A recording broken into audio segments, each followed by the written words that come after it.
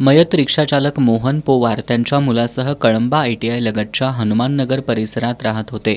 गुरुवारी सकाळी त्यांचा मुलगा पुष्कराज हा नोकरीनिमित्त बाहेर गेला होता. त्यावेळी पोवार यांचा वर्गमित्र चंद्रकांत शेळके हा त्यांच्या घरी आला होता.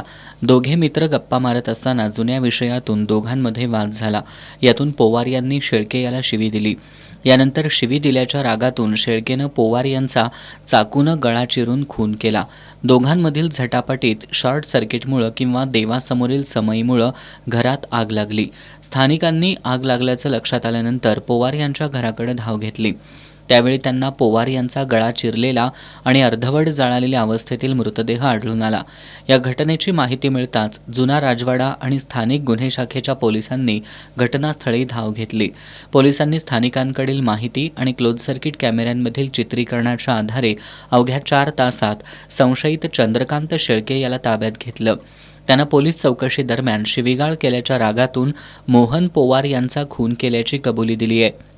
जुना राजवाडा पोलिसांनी शेळकेला अटक करत आज न्यायालयात हजर केलं. न्यायालयानं त्याला 9 सप्टेंबरपर्यंत पोलीस कोठडी सुनावली आहे.